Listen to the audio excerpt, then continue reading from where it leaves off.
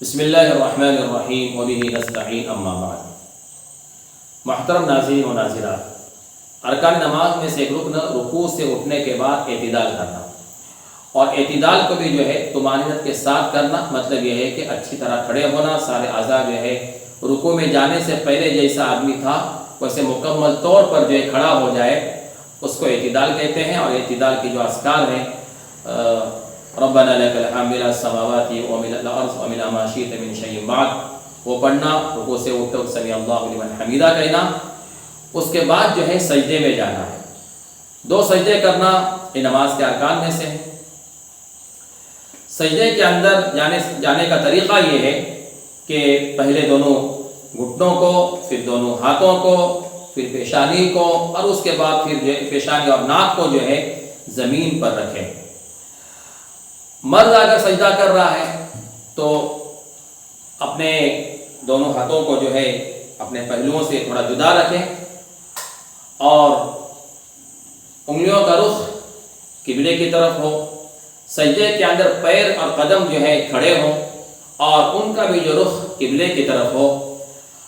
سجدے میں قدم زمین سے پورا سجدہ اٹھے ہوئے نہ ہو، درمیان میں اگر کچھ دیر کے لیے اٹھ جائے پھر فوراً وہ رکھ دے تو اس کا سجدہ ہو جائے گا۔ پورا سجدہ اگر زمین سے قدموں کو اٹھا کر کرے تو اس صورت میں اس کا سجدہ نہیں ہوگا۔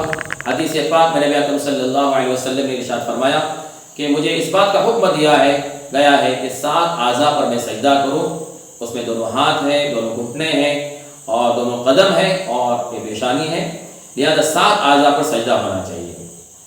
اسی طرح جو ہے خواتین اور جو عورتیں ہیں ان کے لیے بھی سجدہ اسی طرح کرنا ہے، البتہ تھوڑا سا اس میں فرق یہ ہے کہ عورتیں جو ہے اپنی جو کوہنیاں ہیں، یعنی یہ جو ہاتھ کا حصہ ہے وہ سجدے میں جو اپنے پہلوؤں سے ملائے، اور اپنا جو پیڑ جو ہے وہ ران سے ملائے۔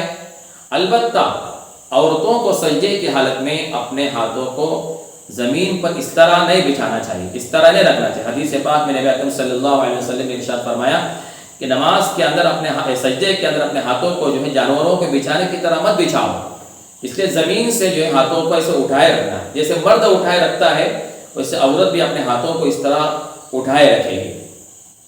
اسی طرح بہت سی خواتین جو ہے سجدے میں اپنا جو پچھلا حصہ ہے، کمر والا حصہ ہے، اس کو اپنے جو قدم ہے اس پر رکھتی ہیں۔ یہ بھی طریقہ غلط ہے، بلکہ قدموں اور کمر کے درمیان فاصلہ ہونا چاہیے کہ قدم آپ کے زمین پر ٹکے ہوئے ہوں اور کمر آپ کی جو ہے مرد کے سجدے کی طرح جو ہے اٹھی ہوئی ہو، یہ ضروری ہے۔ سجدے کے اندر کمر کو قدم پر رکھنے کی وجہ سے یہ ہوتا ہے کہ قدم ٹیڑھے ہو جاتے ہیں، ان کا رخ بھی قبلے کی طرف نہیں ہوتا، اور دوسری بات یہ ہوتی ہے کہ انگلیوں کا رخ بھی جو ہے قبلے کی طرف نہیں ہوتا ہے، اور سجدے کے اندر کمر کا حصہ اوپر ہونا چاہیے، یہ بھی صحیح طور پر نہیں ہو پاتا، تو اس لیے سجدہ صحیح نہیں ہو پاتا۔ اس لیے اہتمام سے اس کی دھیان رکھنا چاہیے، اس کی کوشش کرنا چاہیے۔